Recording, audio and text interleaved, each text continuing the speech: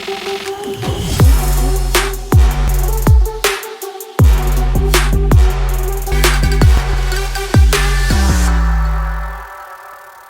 guys, what's up? What's good? Yes, it's your boy, the keys for the RKIEE, as much as you put in there. And trust me, for this day, I have with me the amazing gentleman, man of timber and caliber, one of those persons that when they speak, a lot happens. Talking about Tony Fesky.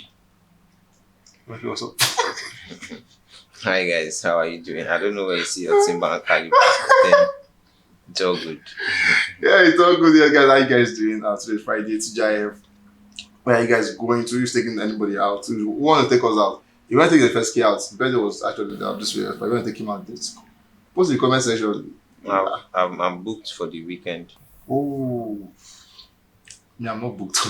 I think I'm free. Anyways, guys, should us today. Welcome to Gossip Reactions, where I bring you ordered about relatable topics that you can actually think of. Some you might not think of them, but then we are pretty thinking.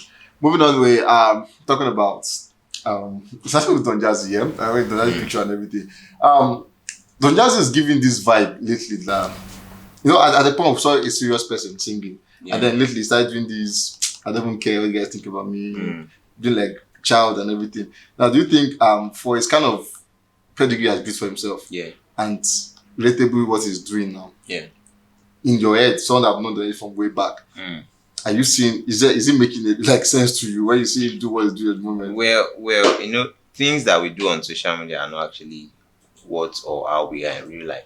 True. So social media to me is a fake place. So anything I see on social media, I do not really take it to heart or take it as though this is this person or use it to judge any other person. Because bro, like people are very different when you meet them in real time. Some people are outspoken, some people are all goofy and all of that on social media, but then in real life they are like shy introverts and all of that. But then because they have to just do something for the brand, they have to build a brand for themselves, they have to be out, they have to create awareness for themselves, they have to do all of those things. It is part of branding. That's what I would call it. So I wouldn't want to judge Don Jazzy based on what he's doing or what he has done in the past. Bro, it's all social media frenzy and nothing is real out here. In case you don't know, he has actually said that nothing is real. And moving on from that one, we saw at the point after the whole Moe thing came to an end, we saw where they move into this dynasty. Supreme MAVIN dynasty. And I should I say lucky enough for this one, but these were the first guys actually started up the team. We had Corey Bello at the time, we had Tiwa Savage, Prince, we had Cardo Banks, we had DJ. For DJ, there's one I have one memory of DJ in my head I can never leave. It's just one memory. The Eddies. Can never leave my head. I don't know. Right. But DJ, let's start. What happened? What happened to DJ? Well, DJ is one of the Arewas. The northerners, they call them Arewa, them pretty babes and wealthy, well-to-do ones. And then she got married to a very, very wealthy man. And then the husband had decided, like, babe, I don't want this life for you anymore. So just, be living a soft life. You don't have to, hustle or do all of this music. Yeah, she still drops music. Just music right now is leisure for her. When she feel like, she just drops. She doesn't really care about the revenue or about the income or anything that she gets from it. So she's just really, really chilled. She has given birth. She's just living her life, and then she's trying to, as much as she can or she has been, to keep the family private. So you really cannot really tell what's happening in her family or how she's doing. But then everyone knows that she's doing fine. And then she has said, music, I don't marry. Make I just face my family and then be happy with my family. And music will do alright. Okay, I'm moving on from DJ. We also have some people on this team who, to some extent, they are not that relevant again. As it were, Tiwa Savage is still doing very good for herself. Definitely. Ricardo Banks is in between. Yeah, Ricardo Banks, I don't know, but Ricky is my guy. And he's been pushing out the work. You could tell from the recent song. Last year he had the 8, he had Ozumba, but that was just really good one for him. And then he's been dropping songs, so it's not like he's not been doing the work or he's not being consistent. But then not all the songs you drop will be a banger. That's how it is. But the Available is a really nice song. The Amapiano vibe, people are loving a vibe into that one. He also dropped one John Toda at some point. I think that one also went viral at that point. So he's also been in and out, dropping his thing and coming here, but he's yet to get that big major banger again, like Ozumba. But I feel like there would always be a banger for Ricardo every year. 2 years ago was Rora, or was it 2 or 3 years ago? Rora. Yeah, Maybe this year, like that song was also really, really crazy. That song You get? everywhere. And then Ozumba 2 was another massive Zumba, smash. So I'm looking forward to the 2023 Ricardo Banger. Definitely will drop. Looking forward to that one. Yeah, and that's by Ricardo Banks, Corey De Billu. Corey De Billu. I don't know. Built it already. Well, because Corey De Billu is a very talented artist. Doing well for himself at a time. But all of it's okay. He left MAVIN, and then it seemed to be some rebranding here and there. There was a time he went blonde. There was a time he's been doing different things just to get the attention of people. But maybe the right time is not here, because there's always time for everything. So I truly would love to have another smashing jam from Corey. He's dropped album, after then he's dropped songs upon songs. I dropped another song recently, but with like they say the fan bases, they are not loyal. So they are not loyal. Once they don't move, you get. So but then I really wish he has another one, so that you'd get mad gigs from gigs from that one. Yeah, moving on. We have the Prince, who actually have switched to the Prince and Baba now. Baba is the big money. Baba for the boys. And Dr. Seed. Yeah, Dr. Seed is living his life. He's now a family man. Unofficially, resigned from music, so he's faced family and business. Also doing some music business here and there, but then he's not really like doing the whole singing thing anymore. He's moved on from that. Anyways, from this amazing team at the time, if you're going to, because we knew at the time, I think the person pushing the team, when Tiwa Savage joined the team, she didn't join as a rookie.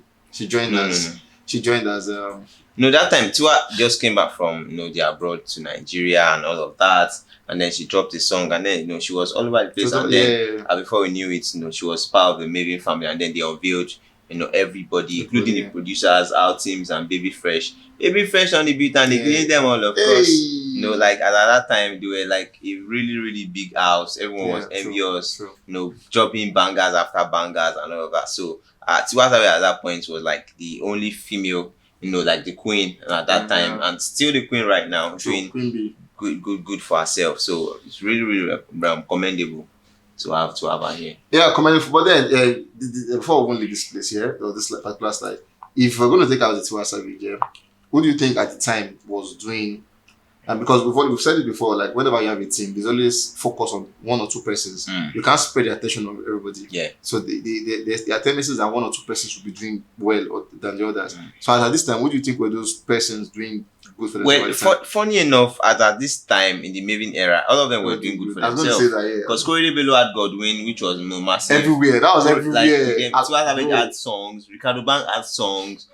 Dr. Seed, had one or two bangers here and there, and the Prince was also doing the whole music business drop checking banner until you go Dija was in and out, but she had a big song too. Girl, you are that I want. I love my life. Anytime I'm with you, I love God. Baby, it's mine. Bro, that's what was. I can't remember. Like was another nice one. So at that point, all of them were really doing good for themselves. Like it was well managed, well organized. I think as then also we do not have so much everyone wants to do music like we do right now. So there was time for everybody to drop songs. Like artists were not so much as numerous as we have in this present time. Because we're moving on from the SMD, we saw where they actually grew up, and we actually grew up, we just grew. The team actually just grew, and we saw a whole sort of new generation and all. But then before we talk about these guys, most of these guys that left the SMD, do you think it was because contract expired, or you think the brand just grew above them? I wouldn't say the brand grew above them. It's everything that is done is been signed in papers, and it's your choice. And there are two things: when your contract expire, you either decide to leave, or the team decide to retain you, or you want to even stay, or the team says no, we are done. So like it's those three ways. So maybe some of the artists said, they are done, they want to leave. Some of the labels say, okay, we have contract expire, okay, we don't want to renew at this time, so you can leave and all of that. I remember there was a certain Ricardo Banks he wanted to leave, but they didn't want to let him go and all of that. Corey De Billu too, same thing and all of that. So it's just in papers. When you are ready to go, when your paper is done, you can decide not to renew and then you go. Them Johnny Drill and Ladipo, they renewed, and they are still there till this present time. Yeah, talking about John J and Ladipo, these guys are part of the new generation of MAVINs. We have the likes of Arist, Stability, Bayani, Boy Spice, Magic, sorry. Bayani, Boy Spice, Magic Rayon, Remy Boy. Who else? I think that's about. I think that's all. And then there's always this Big N always. Yeah, always DJ Big N. Now, for this team, this set of guys, they're like the Gen Z guys. I think the oldest amidst them should be Johnny Drew and Ladipo. They should just be. Arist is about 20, 21. Arist is 20 now. She's 20 now. So we have like a lot of young guys amidst them. Now, do you think these guys have? Now we have a lot of streaming platform numbers are going everywhere. Now, everything. Like, if you want to compare the difference between the SMD and the MAVINs that we have now, is there any significant difference that you feel Jazzy did differently with this so different team? Well, the difference is obvious. As at then, he was also catching them young, but right now he's catching them younger. So more like when you out of secondary school or when you're in your uni days and like fresh and all of that. Before you are max 22. You don't, this guy is good, then you enter the MAVIN Academy, do your grooming, your stage performance, your artist development, and all of that. And then when it's time for you to be activated, you say MAVIN activated, boom, and then you come out. So there's been like very, very organic strategy. And also another thing he's doing right now is releasing projects with their names so that people, get to know them. So when Rema came, Rema the EP area, Star dropped the EP. Magic's, Boy Spice, so Bayani, so like the name has to be, registered. So that when you search Bayani, like the artist comes up, the songs comes up, so it is easy for you to recognize. This is the Bayani guy, and that's like a really, really dope strategy. That and it will be if anyone not want to do it, it's like they copy MAVIN. Like first to do would always stand. So those are the things that I feel like he has done differently from the previous era. Okay, still talking about these guys here. Just like I asked you for the SMD guys. Now we have for some persons here. Rema is that guy who is the frontier because he's the one doing the whole thing. Do you think he's Jazzy putting all? Because now we have about 6-7 of them at the time, and now he's also into business. Now he has the Jazzy Bug and everything. Now do you think he's putting in? Because for a business kind of person, you actually put more investment, more time into someone giving you more money. So do you think he's doing that for Rema, or you think everybody's getting the same benefit, but they are not picking up as Rema is doing? I would say everyone is getting the same benefit, but then they were not signed at the same year. Rema has been in MAVIN since 2019. That's about, it's like his fourth year right now. So you cannot compare it to someone that just joined last year. Rema doesn't even need to be pushed as much. He doesn't even, because he has his fan base. He has millions of followers across social media platforms. All of these other guys do not have as much numbers as he does. So you really cannot, say that, they are putting more attention on one person than the other, because Rema doesn't even, he drops songs when he likes. Other guys would wait for for authorization. Rema will say, fan, I'm going to drop on Wednesday. And then it happens. It's like his own mini boss, for himself. He speaks for himself. He says what he want to do, because that's how he started with them. So everyone is getting a fair attention. I would even say that the younger ones are getting more attention than the big ones, because they're already big. So waiting attention won't do for you. You get me? Just to support that. Rema is our new single. You guys go stream and everything, and leave the fans that he has built over years to do the support themselves. Yeah, do the support themselves. Still on this thing, we'll have the likes of Johnny Drew, who does something entirely different from every other person, has his own cool music and all of that. Apparently, if you don't know, this is brother, so you're asking questions. Come and ask him. We also like the people doing the rap thing, and he has actually managed to mesh them well and are doing good. But then there's already been a conversation, and that's about the MAVINs and a particular set of guys who is more like, they're like the island and the mainland. Thank you, and in most conversations, whenever one person gets the upper hand, there are a set of guys who actually feel like you said, the mainland people, they actually have this feeling like, this person get time. So there's always a debate over the years of who is doing it better between the MAVINs and the YBNL. But before we get to our conversations, let's start with the YBNL. So at the point where we had them like this, the Lil Cash, the Fuse. Do you know, I saw this guy, I was like, that's Fuse. This was Fuse there. He's been top since bro. AG. You think he's standing on something? No, he's tall. You guys saw him too at one Stone Island. Like, what? Like, Fuse, they done. How far now? I say, bro. Everyone knew was that tall. Voila. Like, fam, it's tall. And then we had this the Benin boy, Victor. Chicken was actually in this group and everything. At this time, yeah, unlike the first set of MAVIN guys we saw, at this time, Adekunle Good, Lil Kesh were that guys that were doing good. Yeah. Now, what would you say happened? And don't forget, there was this lady. YBNL Princess. Temi Awasa. Yeah. Which I will talk about that maybe not now. But then, Lil Kesh and Adekunle were the one doing. I mean, they made drop a couple of projects. Lil Kesh dropped a lot. Shoki. Victor had bangers too. Those moments. But were they the fans connect well with Victor and Shinkwe at the time? Yeah, like they did with, yeah. Well, as at that time, they had Victor, Shinkwe, Adekunle Go, Lil Kesh, Temi Awasa. You know, there were 5, and then there was Fuse and Young John also as the in-house producers. Same way they had, Baby Fresh and all teams, at the Mavins. And I'll say that at that time, like it was the reign of street music. Like street music, they enter where Shoki,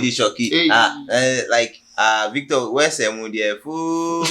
That's like his own slang and everything. Everybody had their own entry. Adekunle came with Sade Oriente, busting our heads. As at that time. Temi Awasa had, a fair share too. She had about 2-3 songs that were also really, really nice at that time. So I would say that at that point, all of them were getting the buzz. But then the biggest guys, as at that time were, Adekunle Good and Lil Kesh. Chinkwe Kuntu had Able God, all of those things, as at that time. So you can tell that, okay, everybody cannot blow equally. Everybody cannot be as big as the other person. There would always be disparities. Our fingers are never equal. Except you want to now cut some of them. This one said will see film match. You get so like that's where it is. Everybody cannot be on the same level, in some certain situations, and that's what has happened here. So it's not a low blow that one person isn't as big as the other person. It's just life. Oh yeah, still on that one. Yeah, the other person asking questions because for the first meeting set we had a particular DJ who didn't turn out to like people expected. For the YBNL first we had the particular team of Masa who also a lot of expectations. We saw snippets. This girl was good. People had high hope, but then once you left anything, it didn't happen. So is there a thing with producers and label owners with female artists? We saw David also having a particular Leah who a lot of people actually expected that this one would blow, but so it's looking like artists and label owners and female artists, is there like something that's not making them work together? But then also have an Arist star. Yeah, I was going to say that. I wouldn't want to go in that direction because people are very different. There's an Arist star, there's a Tiwa Savage, that is really, really doing well for herself. And then if you look outside all of the labels thinking, there's a Temi, there's a Thames, there's a Yemi Alade, there's a Simi doing well for herself. So I wouldn't say that it's a label and female artist thing. I'll just say it's time and tide just moving off from those particular artists at that time. So it's not an issue of label artist or something. Anyways, moving on from this one, we saw where Olamide grew from there, and then we have I think they're just 3 now. Yeah. We have 3. We have Fireboy, Ashake, and Saint. Now Saint is the latest guy who just joined them, and so we might not have much emphasis on him. We're going to talk about like most of there. So we have like guys who are doing good individually. Ashake is doing good on his own. Fireboy is doing good on his own, still making numbers, and Ashake making numbers doing it for himself. Now, do you think is a strategy for Olamide saying, let me have the circle smaller so we can grow almost at the same space? Well, what I think personally, what really made Olamide to like my thoughts based on what I've seen and what happened. At the point there was also some younger generation that came in with Fireboy that they were on the YBNL Mafia album. Them Picasso, them Yomi Blaze, Ika, like all of those boys were also in Lighter. There were about 5 again that came in at that point when they were on. Temi Awasa also came in through that time with Fireboy. At that point they dropped the YBNL Mafia project. That was where Jealous blew up from. And then so a lot of things happened behind the scene. Lighter coming out to talk a lot, like so. I'm just decided, okay, you know what? Let's just make this thing cleared. Let's fumigate the house, and then let's keep who we want to keep, and then let's go off anyone we want to let go. And that's how Fireball was left, at that point. And before Ashake was now added, and then sent. But then is it not something you think, or is it something that's working now? Because obviously we're seeing that they are growing. You cannot actually pick and say one is growing above the other person. Because if I ever drop a project tomorrow, it's gone. Definitely. If I can drop one tomorrow, it's gone. Definitely. So do you think is a model that every label owner should just look at? I don't think it's a model. I just think it's the intentional work by the label and the artists themselves. Because the artist would not just drop and then sit down and relax and wait for these things to come. Yeah, you say you go walk the walk, you go use your social media page well, repost videos, like they are doing all of those. So it's just the artist working, the label also working. So it's collective efforts from both ends, not just labels. Having one artist, having 5, having 10 doesn't mean that all of them will blow. There's labels that are just with one artist, and then the one artist never even blow to age. So it's just hard work and consistency. Yeah, before I even talk about the final stuff for Olivier,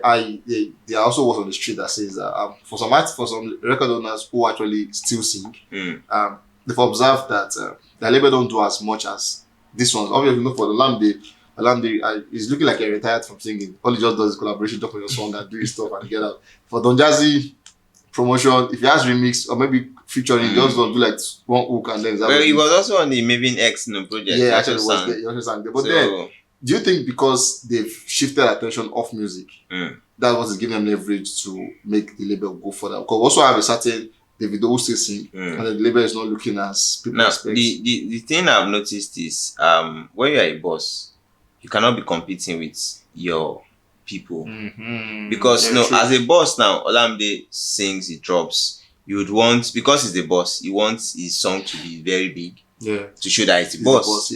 So subconsciously, you'll be paying more attention to his stuff than his voice. Look at okay, I want to say something for then. I would like to keep it off camera so that you go spoil my market. You get look at Don Jazzy too. At some point, Jazzy was all over, and then decided, okay, let me drop my voice once in a while, jump on song. He had one with the Burna Boy. So as a boss, you just have to be the boss and then act like one. So you really would not want to be competing with your boys. So just like the father of the family, you will not say, oh, you buy a big chicken and then after it's being cooked and everything, now start saying, I won't carry it. You just chill for you to be served. True. The children will be the ones to be saying, oh, I want this, I want that and everything. You just relax and act mature. So that's where I see it. Anyways, we're just about leaving this conversation, but then before we leave, we have a YBNL, we have the MAVINs who are doing good individually of themselves, our great artists doing amazing numbers for themselves, making Afrobeat culture very, very proud. But then, if you are going to pitch a side or pitch them to the side, which of this label do you think, as a young artist, you have tendency to grow more as an artist? So, you want to grow, then you want to advise, okay, go to YBNL, go to MAVIN. Which one would you advise young artists to grow?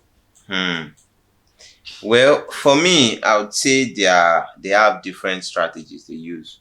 Now, if you're an artist that you'd want to you're talented, but you want to grow and be groomed before you are exposed, then the MAVIN would do, because MAVIN would groom you for a year thereabouts at the MAVIN Academy.